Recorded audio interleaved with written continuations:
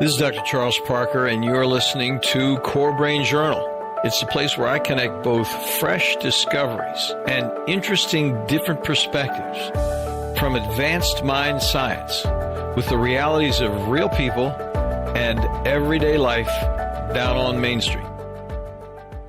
Well, welcome aboard, folks. Dr. Charles Parker here one more time at CoreBrain Journal. We have an interesting guest. We've had some other people talk about resilience. It'll be in Linda Graham's show notes. But today we have Linda Graham. Linda, thank you so much for joining us. I really appreciate it. Thank you for having me, Chuck. I'm glad to be here. It's going to be fun. And Linda is going to talk to us, folks, about something every single listener here can appreciate and benefit from. And she's going to be talking to us about resilience. And so what I'm going to do is just say a quick word from our sponsor here. And then we're going to come back and we're going to formally introduce Linda to you, and we will go from there. So our sponsorship is from Great Plains Laboratory. We're very pleased that Great Plains has joined us. They are world thought leaders in terms of two things. They not only provide outstanding laboratory testing protocols, but they have webinars for practitioners who really don't understand how to take these testing modalities into their everyday practice and use them effectively with people who are stuck wherever they're stuck. We find here, and we do this at CoreSight Testing, we test for people when there are treatment failures because very frequently there are biomedical impediments. So if you want to go over there to greatplainslaboratory.com/CBJ for CoreBrain Journal, you can go over there and register for a complimentary test. They do this once a week. They put these tests out. So I think it's going to be of interest to you, and give it a shot. That'll be fun. So let me tell you now about Linda, and she is Linda Graham. She's an MFT. She is out in beautiful downtown San Francisco. I don't really know where she is, but I could see it was San Francisco on my phone. So we'll talk a little bit about that. But let me tell you about her. She is a person who is an expert on resilience. And let's talk a little bit about what it is, and then we'll talk more about her. Resilience is the learned capacity to cope with any level of adversity, from a series of small annoyances to the struggles and sorrows that break our hearts. Confidentially, Linda and I have had some very small annoyances in getting this set up. That's true. And we're practicing resilience as we speak. That's right. So resilience is essential for surviving and thriving in a world of troubles and tragedies, and it's completely trainable and recoverable when we know how. And Linda is going to tell us about that. She has focused for years on helping people strengthen capacities to cope with the challenges and crises of their lives, to recover an authentic sense of themselves, deepen into healthy, resonant relationships, and engage with the world through meaningful and purposeful work. She became a licensed marriage and family counselor therapist in 1995.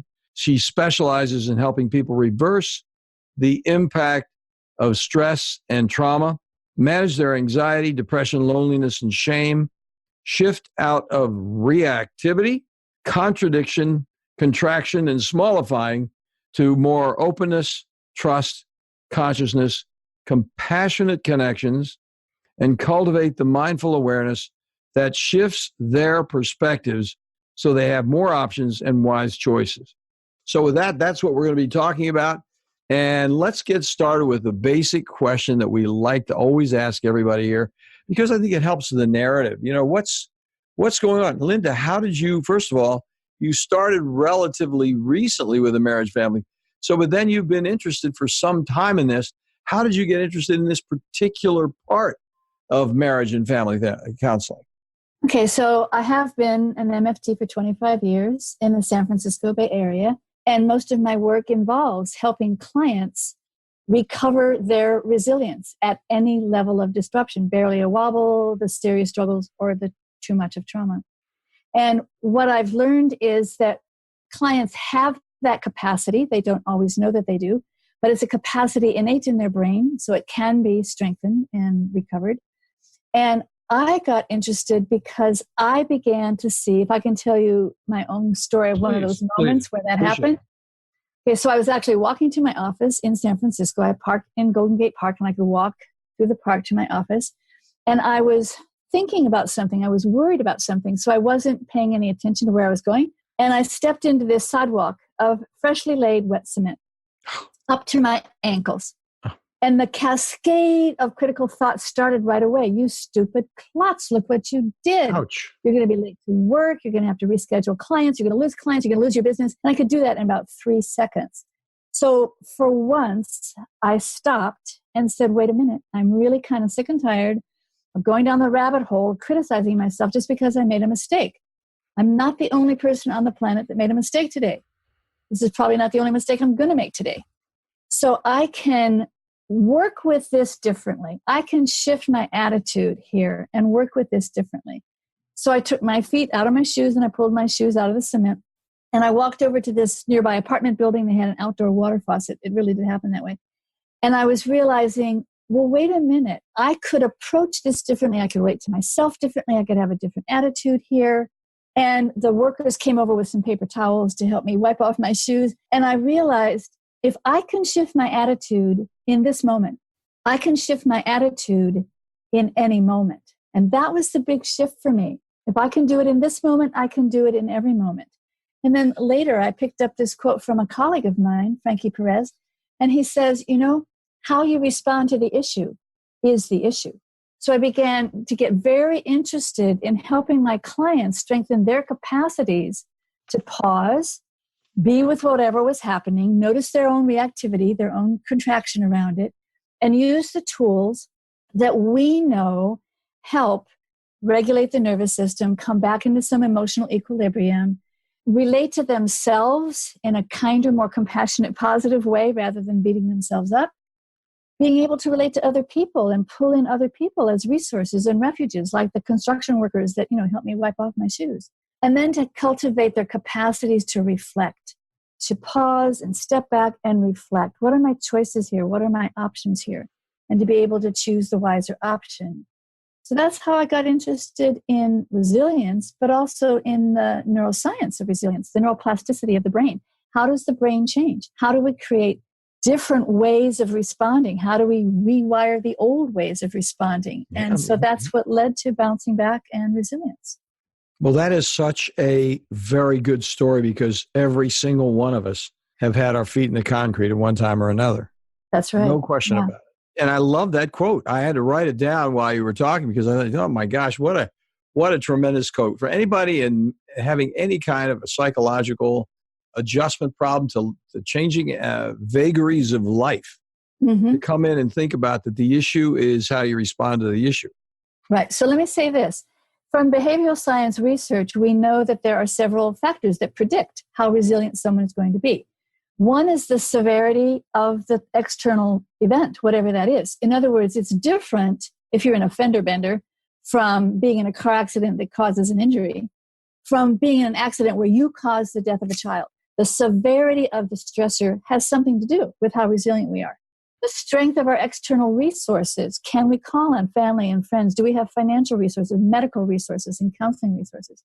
But the third factor is our own inner capacities, our own inner strengths. And that's what most people think of in terms of resilience. Grit, determination, perseverance, the will to survive, the will to endure, our own capacities of courage and compassion and clarity, being able to think clearly. And that's where we can actually, this is when we know how, when we actually know what tools will strengthen those inner qualities of resilience. How can we get the brain to relate to ourselves and the external world differently? Then that's where people can learn to be resilient. And what I hope is to teach not only those tools, there are 130 tools in the new book, but not just teaching the tools, teaching people that they can learn these tools and they can learn how to change their brain, change their responses for the better. And it's that sense of empowerment. I can do this. I can learn to do this. I am a learner. I am becoming resilient. That I think is the great gift of this focus, that people really can change their lives. Well, let's take a moment to plug that book as one of the reasons we're here. I mean, and the name of the book is Resilience, Powerful Practices for Bouncing Back from Disappointment, Difficulty, and Even disaster, which is what what Linda was just talking to us about a moment ago, because the varieties and the vagaries, and we've talked to a number of people about this, Linda, but I don't think I've ever heard it so explicitly stated as you did just now, with the varieties of the situation itself and the varieties of capacity and the varieties of brain set, really is what you're talking about. And really, the thing is, I'm hoping today we can talk about some of those, because I think everybody here would like to get a little bit of, hey, what could I do? I mean, yeah, the book would be interesting, but I'd also like to give us a little tease on what we could do today if we have that fender bender on the way home. Okay, so I do think that resilience, our capacities to be resilient, are foundational, whether we're meeting the fender bender or whether we've just lost someone we love or caused the death of someone we love. And so the capacities to be resilient, regardless of the situation, and even regardless of the level of external resourcing that we have at the moment. So the way I organize the book, and this is what people could begin to do right away, I organize the book by somatic intelligence. There are body-based tools we can use of breath and touch and movement and visualization that can work immediately to restore the physiological equilibrium of the nervous system, of the body-brain, so that we're able to bring the higher brain back online and actually deal with the situation. There's emotional intelligence, and how do we manage that very quick survival responses of anger or fear or sadness or disgust? How do we come out of the negativity bias of the human brain back into more positive, open-minded, receptive, optimistic points of view? And one of the things that I teach in the book, in the workshops, is that positive emotions, if you can cultivate gratitude, kindness, compassion, joy, awe, delight, contentment, when we cultivate those positive emotions, the direct, measurable cause and effect outcome is resilience. We know that from the science. So when I encourage people to do a gratitude practice or a compassion practice or a generosity practice, they're shifting how their brain functions from negativity to more positivity. They'll be more resilient. Then I also talk about relational intelligence within ourselves. We need to have self-awareness, but also self-acceptance, self-appreciation, being able to see ourselves with all the flaws and faults we might have, to see ourselves in a positive way. We have an inner secure base of resilience so that inner critic doesn't take over. And then the relational intelligence with others, so that we can actually pull in resources from other people. Many people, part of the trauma or difficulty or disaster of someone's life is that they've been hurt by another person. And so very often people are wary. It's hard to trust that another person will actually be helpful. So I'm offering tools to heal that, to get over that. And then the fifth is reflective intelligence. And how do we use our mindfulness, our mindful awareness, to pause and notice and name and step back and shift our perspective. So one of the tools that I teach people right off the bat, change every should to a could. Just change every should to a could. Because should implies obligation and performance, and it sets you up for failure. Whereas the mind contracts in the face of that. But the could opens us up to possibility. And if people did that one self-talk practice of changing every should to a could every time they hear themselves shooting on themselves, to change it to a could, their mind will operate differently and they will be able to be more resilient. So I try to offer tools. What I say is the tools that I'm offering work the way the brain works, which means learning from experience, but also little and often. Small practices repeated many times over time is what will create the change in how the brain is functioning. So most of these practices can be done in 10 minutes, and maybe you do that 5 times a day for 5 weeks in a row. But there's small practices that you can, when they're repeated over time, will actually change how the brain is functioning. I can think of so many people that could be helped with this because it's so practical. One of my favorite words, and everybody here that listens to me on a regular basis knows that I love the word utilitarian. And you are really laying it right out on the table with some very useful utilitarian concepts and actual practices. Right, because I want people to learn ways to be resilient, more resilient, in ways that are safe and efficient and effective. It's to be able to cope better this afternoon than you did this morning, or better next week than you could this week. Well, now, while we're talking about your book, let's take a moment. I'm going to ask you a question in a moment that I want to come back to, which is not to put you on the spot, but a question I'm going to ask you in a moment is about where you've experienced difficulties as a therapist and with people in that regard. But let's hit the workshop real quickly. You alluded to it quickly, and in the material that I got here, I didn't quite see that, and I think it'd be good for us to talk about that. Is it a local San Francisco only workshop? Do you do a virtual workshop? How does all that work? Okay. So really what I'm referring to is I teach all over the country, and in fact, I teach all over the world. So I'm offering workshops on the neuroscience of resilience or healing from loss and trauma with compassion, clarity, and courage. I offer various workshops in various settings. So people would go to my website on my calendar, and that's where they're all listed. There's a possibility of having an online course next spring, but I'm just beginning to work on that. So and that website is lindagraham-mft.net. That's right. That's the one. So that'll be on the show note, folks, just to be sure. So what happens is you go to a venue like, Alaska or whatever, and you have like a weekend retreat, or is it a one day, or how does it work? I've done 1 days, I've done weekends, and I've done 5-day retreats. So the material's just expanded as we have more time. But it's organized by what I just said, the body-based, the emotional, the relational, and the reflective intelligences. So we're building skills as the brain builds them from the bottom up. So I teach skills first for people to be able to come to a sense of what's called the range of resilience, but their natural physiological equilibrium, where they're not too revved up in fight-flight, and they're not too shut down in numbing out or collapsing. They're just in that middle range where they can actually begin to see what's happening, see how they're reacting, and think about how they want to respond. So I'm going to ask about that difficult patient in just a minute, but you're saying so many things that are useful. You don't know this about CoreBrain Journal, but we're very interested in vets and combat stress. And we have a whole page of experts who have weighed in on combat stress and recovery and traumatic brain injury and PTSD and all that sort of thing.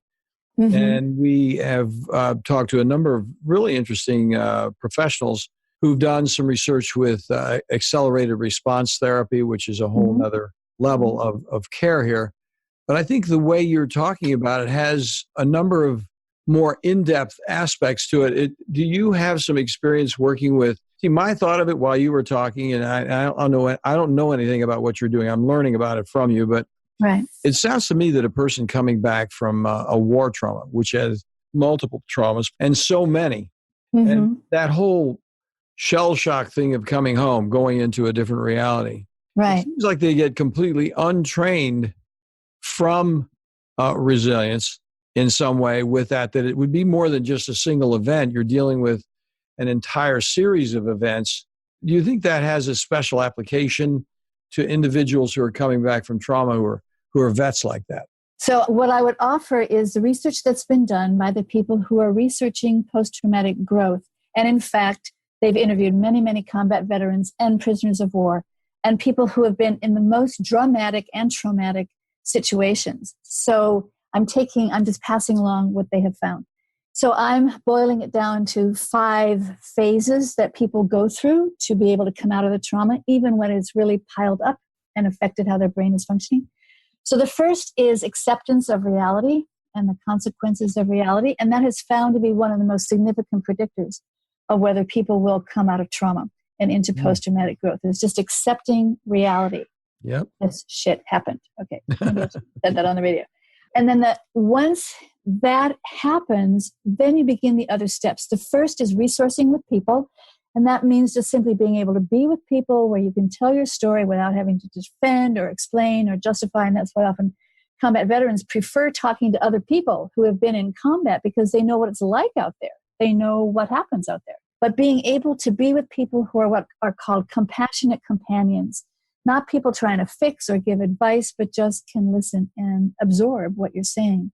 Mm-hmm. It also helps then when people can begin to share their own story and begin to share their own stories of their own resilience. The third step is it is counterintuitive. Most people wouldn't think of this, but finding the positive in the midst of the negative, because the person, the being, the brain needs breathing room. It needs a respite. It needs to enjoy a warm cup of coffee or the smile of a child or playing with a puppy or walking in nature so that you're not in the darkness all the time and you don't feel alone all the time. That leads to being able to find the silver lining, find the lessons learned, what Jonah Lehrer calls turning the regrettable moment into the teachable moment. And there may be many moments. It may be that the lessons don't seem to outweigh all the bad stuff that happened. But when people can begin to find the lessons, the silver lining, the turning point, then they're beginning to claim that what they learned can somehow redeem what has happened or what they were asked to do, which can then lead to a coherent narrative. And the researchers have found that when people write their experience, the brain is operating differently than when we're just thinking about it or when we're talking about it. And there's something about writing and using words and using symbols that helps people get a little more objectivity, a little more distance. It puts sort of an emotional buffer there. So people will write the coherent narrative. This is what happened. This is what I did at the time. This is what I've learned. This is what I would do differently now. And then coming to a sense of, and is there any new meaning or purpose or sense of direction, new connection with family, with community, new possibilities? And when people can come into that phase of, yes, there's new opportunities, there's new life.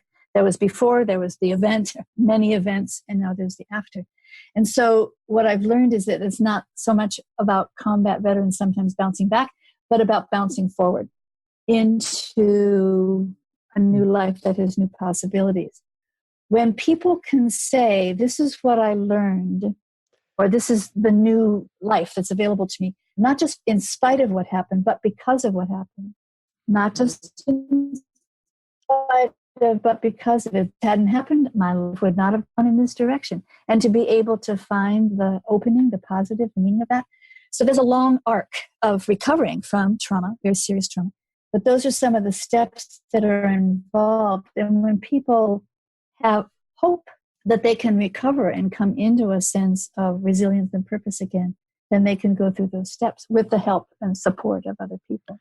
I love your aphorisms and your little statements. It's if you've been in recovery at all, I worked in addiction recovery for a long period of time, and they have all these great little pithy, here's how you can conceptualize this it's sort of a branded moment. You know, it's not branding, implies marketing, but it wraps it up so concisely and so effectively. You do a great job of that. You know, that whole idea of the forward leap as opposed to just coming back. You know, where are you going to go next?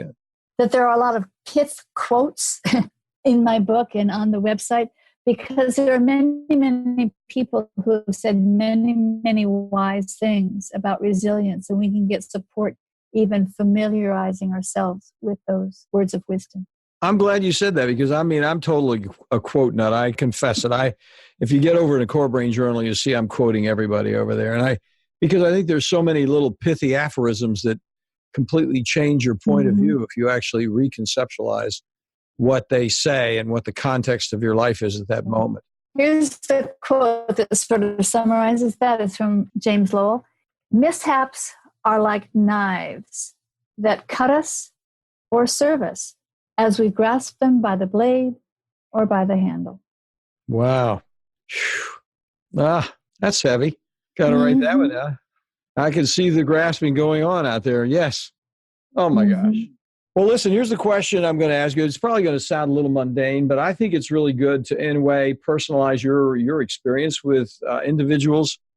And the question I want to ask you about is, you are such a well-educated, pithy person, if you forgive me for saying that, but I mean, you're on it very well. I just love the quotes and the whole thing. But the question that I'm going to ask you, we're going to take a break here in a second, but the thing is, I think it's always useful to see what are some of the most difficult and challenging patients that you've had, maybe one or two examples that you yourself have learned from in the process, where a person has come into something and you're like, I'm shocked about that. And then we're able to like reconfigure the way you were approaching it, because then people can get a little bit of a grasp of that recovery process from an example point of view.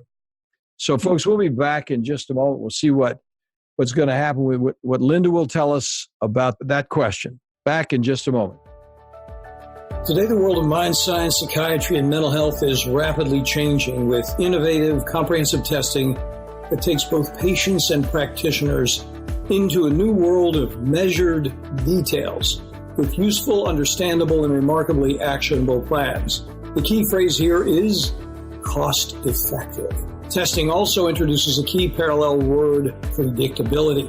Psychiatric treatment failure, especially after multiple medications and our brief hospitalizations, arises directly from the complexity of measurable brain-body imbalances and impediments that explicitly interfere with medical outcomes and create costly difficulties with inadequately informed supplement and medication trials over time. Great Plains provides a leadership team of biomedical experts with advanced laboratory insights, approved nationally both by the FDA and CLIA laboratory certifications, and is available internationally for both public and medical professions. Great Plains Laboratory is the primary laboratory we've used at CoreSite for years, with excellent customer service for both patients and medical colleagues. They are on the spot. They get it every time. In addition, they provide exemplary training modules, which are webinars and conferences, in an effort to broaden practice perspectives wherever you live. Do follow up on one of these complimentary test offers today at http://greatplainslaboratory.com/CBJ. Yeah, that's CoreBrain Journal CBJ. Well, we're back, folks, with Linda Graham out there in beautiful downtown San Francisco, and she is telling us about resilience in such a useful, helpful way. And we love the pithy quotes. We're going to try and get them, writing them down madly in the background here. We're going to do what we can to get as many of them as we can. But I mean, this is a book that you really need to take a look at. If you're a therapist, if you're a person like myself who has had their systematic process of managing themselves challenged by the adversities of life, then this book is going to be for you. So the question I wanted Linda to address, if she could, it's interesting to see where the therapists themselves had, okay, I've got this understanding, but this was a surprise for me, and here's how I dealt with it, or this was something I learned from this whole situation. Can you share any examples like that? So here's how I would answer that. We mentioned earlier the importance of mindset. And I remember early on learning from one of my consultants that you could work with a client who is in resistance. You can work with a client who's in reluctance. You can't work with a client who's in refusal. The client has to buy into change as possible. So I found the most difficult patient is really the most difficult mindset. And it's the mindset that's called the drama triangle. And it's when people are in a mindset of being the victim, looking for a rescuer, blaming people for being the persecutor. And when people are caught in that victim mindset, then they feel helpless. They don't take action on their own behalf. And everything becomes evidence that you see this is never going to get any better. And so it's challenging that mindset because people need to feel empowered and claim their own empowerment if they're going to recover their resilience. So I just begin to work with where that mindset came from, but also why are they hanging on to it? What purpose does it serve? Because the only way out of that drama triangle is to get out of that mindset, to not be a victim, not be a rescuer or look for rescuers, not be a persecutor or look for persecutors, but to simply step out of that triangle. So I look for very, very small moments when they actually made a decision, took action on their own behalf, pushed back in some way.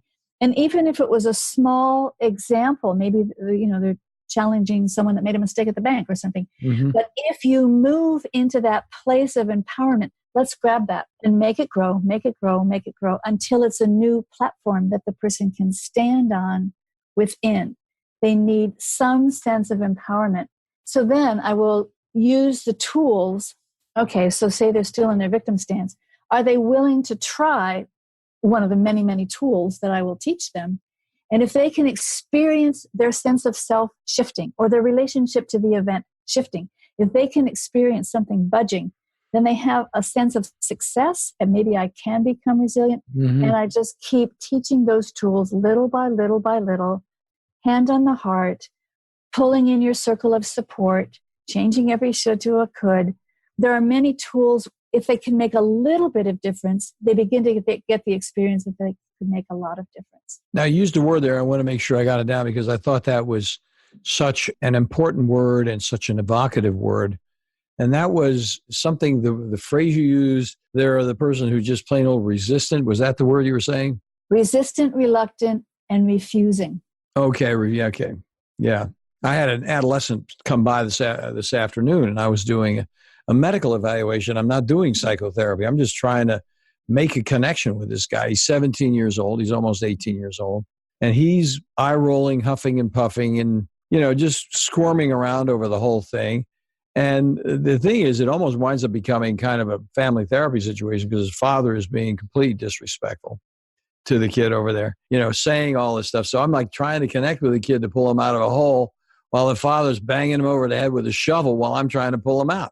But just this little comment that you made is interesting. I think in retrospect, what I'm thinking about is I probably, because I was so busy in just trying to get the job done and having such a hard time communicating, I didn't think about this at the time. I think if I had to do all over again, I'd boot the father out.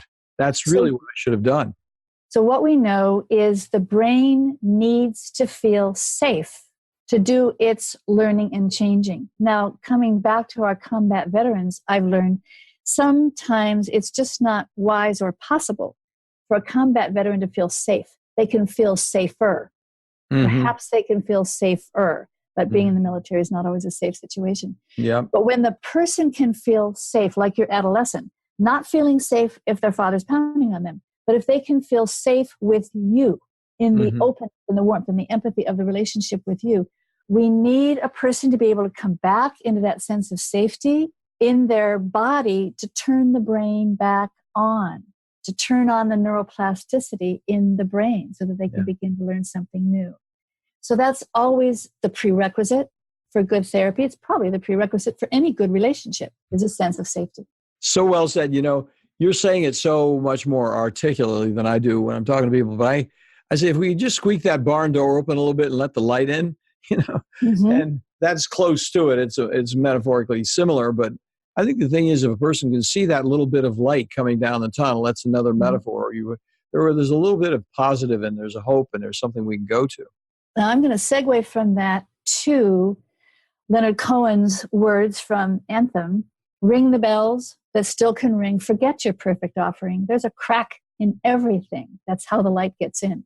The thing I think that is people's deepest, most reliable derailer of their resilience is a sense of shame.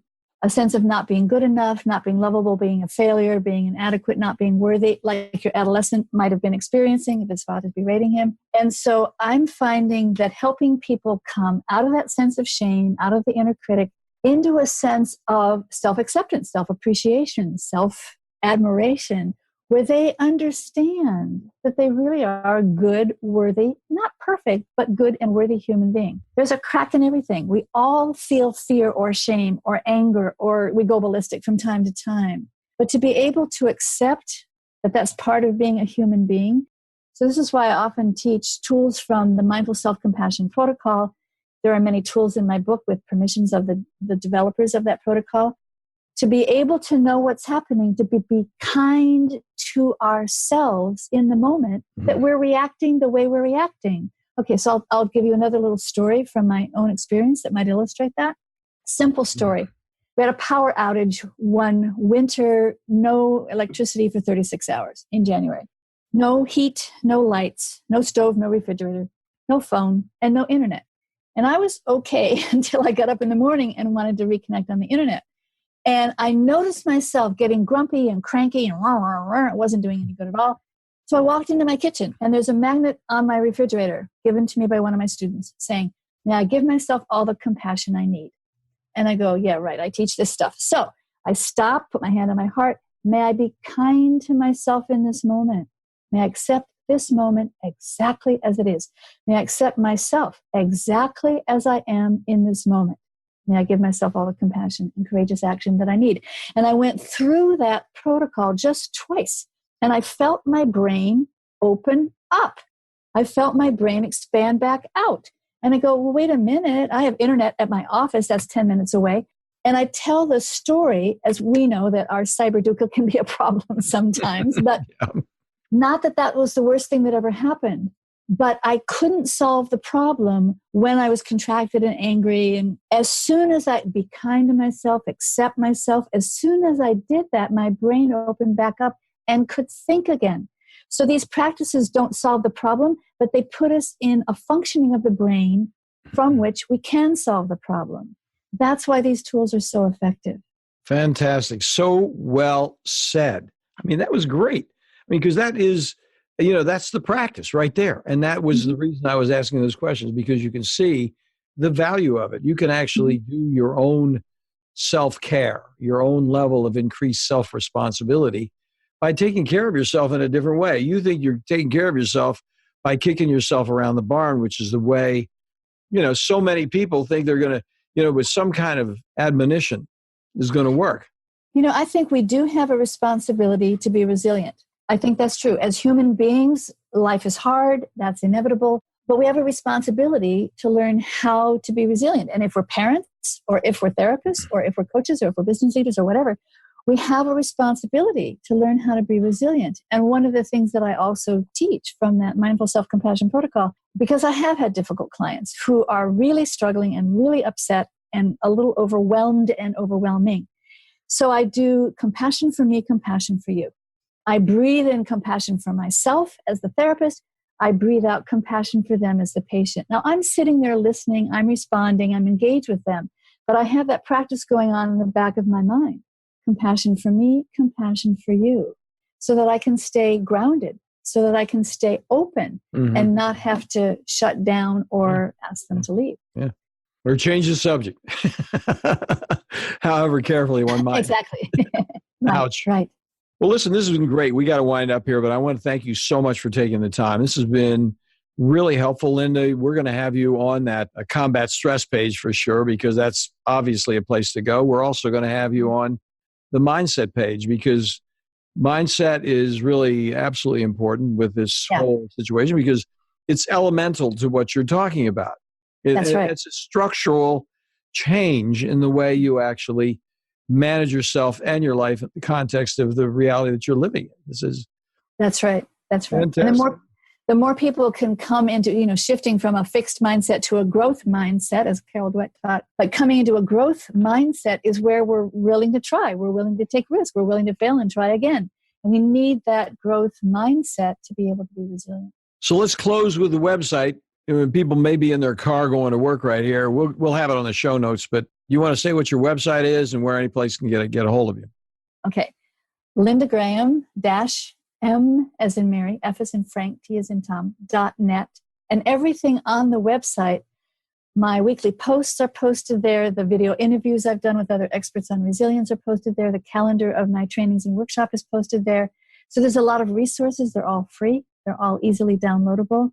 And people can use them in a very immediate fashion to recover their resilience. So it's all freely offered. Thank you so much for doing it. Thanks for that big offer too. I mean, people can run over there and get some more out of it. I mean, if you're on this resilience path, if you really start thinking about the relevance for every single person, for every single life, I mean, this is a major contribution. I can't tell you how much I appreciate you being on board here. Thank you, thank you, thank you. You have a great day out there in San Francisco. I will. We'll talk again soon. All right. Thanks for listening to CoreBrain Journal. We're working every day behind the scenes to bring you reports that connect research benches with those street trenches. Here we share the complexity of mind science because, as you know, details really do matter. One of the most pervasive, misunderstood challenges is how commonplace medications, like those written for ADHD, are used so regularly without clear guidelines.